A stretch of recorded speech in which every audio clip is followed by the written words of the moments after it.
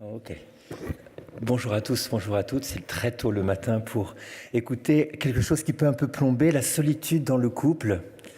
Qu'est-ce que c'est cette solitude dans le couple?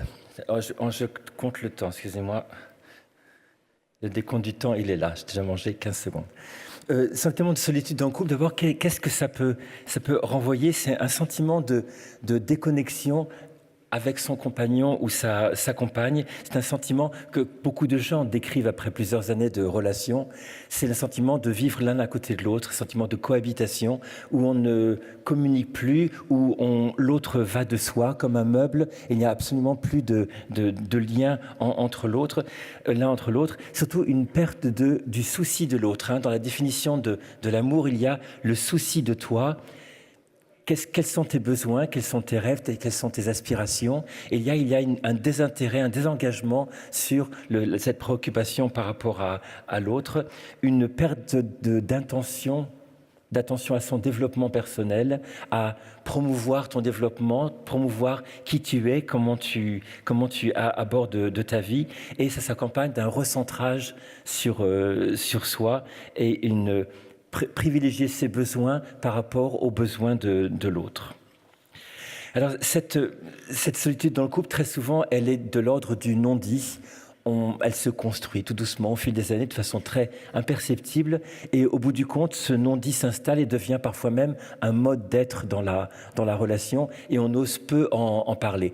Certains, parfois, n'en pouvant plus, abordent les choses en direct, mais la plupart du temps, c'est un non-dit, soit parce qu'il y a un vrai déni mutuel de la situation, soit la peur d'ouvrir une boîte de Pandore, et si on commence à parler de ça, on va être obligé de parler de tout le reste, de la sexualité, des relations interpersonnelles, des relations avec les enfants, des relations avec les parents, de la vie qu'on mène, qui n'est pas nécessairement la vie qu'on voudrait mener.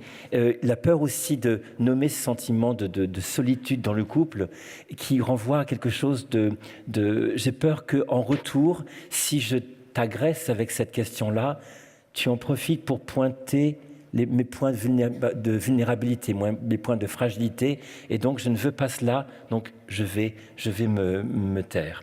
Et ça peut aboutir très clairement à un risque de renoncement dans la relation. Renoncer à la relation, s'installer dans quelque chose où il y a une vie où on va peut-être persécuter l'autre, lui dire voilà, tu es responsable de ma vie gâchée, de ma vie un peu pourrie, sans objectif, une victimisation où on prend à témoin ses amis, ses enfants, ses parents, en disant mais regarde la vie qu'il me fait mener, mais au bout du compte beaucoup de plaintes, mais peu d'actes, beaucoup une situation un peu de statu quo.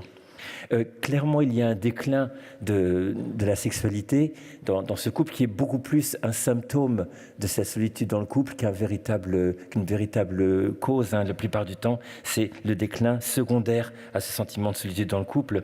Et il y a surtout un risque majeur d'aller voir ailleurs, d'aller voir dans un autre regard. Est-ce que j'existe dans ce regard-là, maintenant que j'existe plus dans le regard de la personne que j'aimais autrefois, ou que j'aime toujours peut-être, mais qui ne me regarde plus en tant que telle. Donc il y a vraiment un risque de relation extra-conjugale qui est une des fragilités majeures de ce sentiment de solitude dans le couple. Pourquoi on en est arrivé là ? Pourquoi on est arrivé à ce point où il y a un délitement progressif et une impression d'être ensemble mais seul? Ça peut être déjà dès le début, au début de la relation, où on entre dans la relation de couple avec des attentes et des espoirs qui, au fil du temps, sont complètement déçus. Par exemple, je demande à mon couple que la passion dure toujours, que ce soit quelque chose de constant, et on oublie qu'après la fusion, il y a la nécessaire diffusion. Il peut y avoir demandé à son couple qu'il me garantisse une sécurité émotionnelle qu'il n'est peut-être pas en mesure de garantir. J'attends de mon couple qu'il me donne une identité.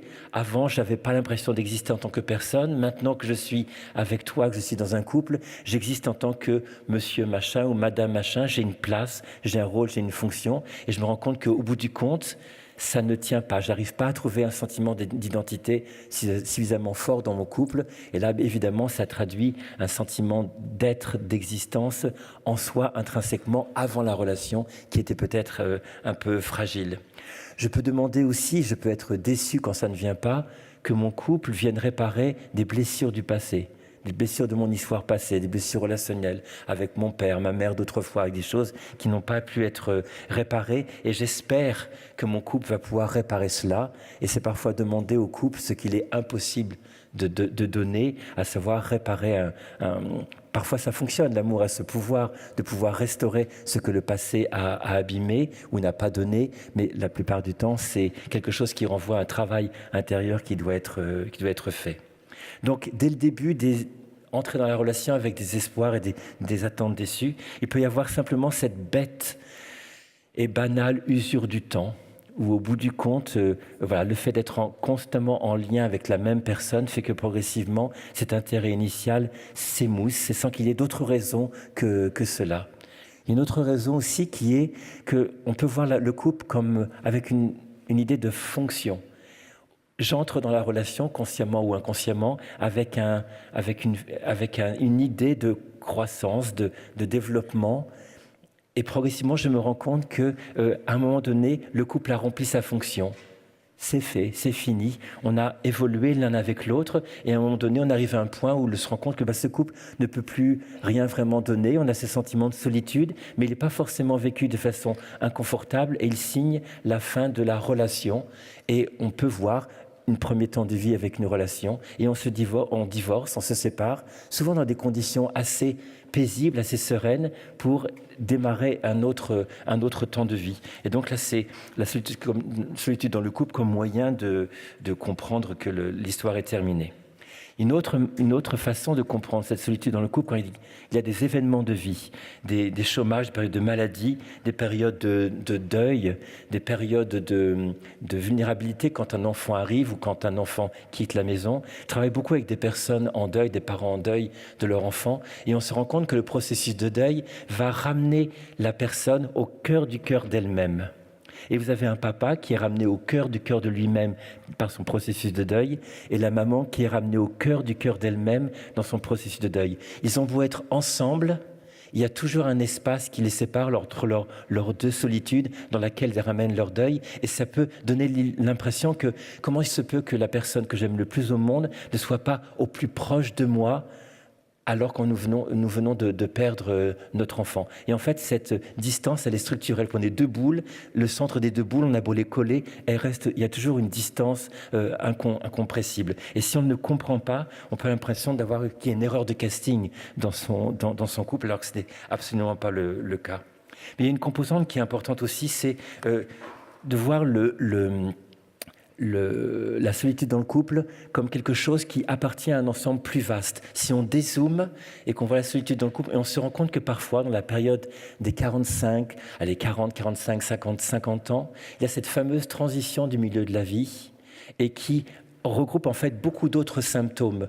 C'est un questionnement sur mon corps, qui n'est plus celui qu'il était dans la première moitié de la vie, un questionnement sur mon couple, et là peut survenir la solitude en couple, mais on se rend compte qu'il y a aussi que je commence à m'occuper de parents dépendants, que mes enfants vont bientôt quitter la maison parce qu'ils sont grands, adolescents, jeunes adultes, et que je vais me retrouver avec le couple d'avant, mais c'est plus le même. Un questionnement aussi qui arrive au niveau de l'activité professionnelle. J'ai 45 ans, 50 ans, 55 ans, et je me rends compte que l'échelle que j'ai posée sur ce mur-là, professionnel, maintenant que je suis arrivé en haut de l'échelle, je me dis, mince, c'était pas le bon mur. Et qu'est-ce que je fais maintenant? Et une autre dimension plus spirituelle qui est, quel est le sens de ma vie maintenant? Qu'est-ce que je fais de ma vie, de mon existence maintenant? Et ça renvoie à quelque chose qui est le processus d'individuation que le psychanalyste Carl Jung a décrit, et dont je parle dans mon bouquin Ensemble mais seul, sur la transition du milieu de la vie, et qui est vraiment ce temps où il y a une grande fragilité dans le couple, liée notamment à cette solitude, mais qui appartient à quelque chose de plus fondamental, et qui donne une piste d'ailleurs pour reconstruire. Parce qu'on se rend compte qu'il y a effectivement des problèmes dans le couple, ou qu'il faut réinvestir la relation, mais il y a aussi quelque chose de fondamental qui est au-delà du couple. Dans cette solitude dans le couple, ce n'est pas seulement une déconnexion par rapport à toi, mon compagnon ou ma compagne, mais souvent une déconnexion par rapport à soi. Et on projette cette déconnexion sur le couple, alors qu'en réalité, on est beaucoup plus coupé de soi qu'on le croit en vérité. Et il y a tout un travail dans cette déconnexion qui se traduit pour vous par peut-être des troubles de la vie sexuelle, et quelque chose à ramener sur qu'en est-il de vous en tant que personne, votre capacité à être seul avec vous-même. Et en fait, on passe de la sentiment de solitude, isolement, en anglais on dirait loneliness, le sentiment douloureux d'être seul, à un sentiment de solitude fondamentale, moi seul en tant qu'être humain existant dans le monde, et c'est plus en anglais aloneness. Loneliness, sentiment douloureux d'être seul. Aloneness, le vrai sentiment de solitude en moi-même. Et pointer cette dimension-là, pointer que c'est intrinsèquement humain et qu'il n'y a pas de bug, il n'y a pas d'anomalie là-dedans, ça peut aider à se repositionner dans le couple comme étant un pont, la relation d'amour étant un pont entre ta solitude fondamentale, ma solitude fondamentale, et l'amour entre nous, c'est un pont entre ces deux solitudes qui ne pourront jamais se rejoindre. Et tout le travail pour travailler autour de cette solitude dans le couple, ça consiste bien sûr à travailler le lien, ce qu'on met dans le lien, ce qu'on peut remettre et qu'on ne mettait plus, mais aussi inviter le couple à identifier sa solitude fondamentale et que c'est prendre soin de ce lieu-là, c'est aussi important que prendre soin de la relation en tant que telle. L'amour comme moyen de relier deux solitudes fondamentales. Et on se rend compte qu'à ce moment-là, il y a vraiment des portes qui s'ouvrent, une compréhension que je peux, dans mon couple, apprivoiser ce sentiment de solitude parce qu'il fait intrinsèquement partie de ce que je suis en tant que personne. Alors bien sûr, on peut se rendre compte qu'il y a des besoins de cette solitude fondamentale qui n'ont pas été pris en compte dans le couple parce on s'est excentré, des besoins pour la famille, des besoins pour la logistique familiale, la construction professionnelle, la construction familiale, les relations sociales, etc. Et on se rend compte que pour servir ce maître-là, extérieur à soi, qui est nécessaire, qui est indispensable, on a parfois sacrifié certains besoins fondamentaux.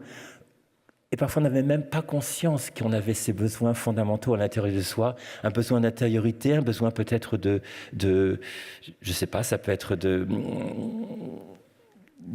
créativité, de choses qui n'appartiennent pas à la relation, mais on peut, si on conscientise cette dimension-là, utiliser la relation ou l'apercevoir comme une espèce de serre à l'intérieur de laquelle chacun peut croître dans la sécurité justement créée par la serre que représente notre couple, et voir le couple comme un endroit privilégié qui peut favoriser l'émergence du développement personnel de chacun. Et ça renvoie à une définition de ce psychologue Scott Peck, vous connaissez peut-être son livre « Le chemin le moins fréquenté », et qui parle de l'amour comme étant la volonté de se dépasser afin de nourrir le développement personnel et le développement de l'autre. Donc c'est vraiment la volonté d'eux, donc c'est l'acte d'amour, le travail d'amour, c'est vraiment une décision de construire la relation, mais en prenant soin de mon propre développement, de ma solitude fondamentale, et en prenant soin de ta solitude fondamentale et de ton développement, même si je ne participe pas, même si je ne suis pas acteur premier de ce développement personnel. Et je vous assure, en travaillant sur ce mode-là, avec les couples qui se sentent seuls dans la relation, à la fois dans le lien qu'il faut recréer, mais à la fois dans ce sentiment de solitude qu'on invite à revisiter, méditation ou plein d'autres choses, eh bien vous avez exactement ce qu'il faut pour pouvoir aider à, non pas éradiquer, parce qu'il ne sera jamais éradiqué, mais apprivoiser ce sentiment de solitude dans le couple. Et j'ai 4 secondes, 3, 2, 1, voilà. Merci.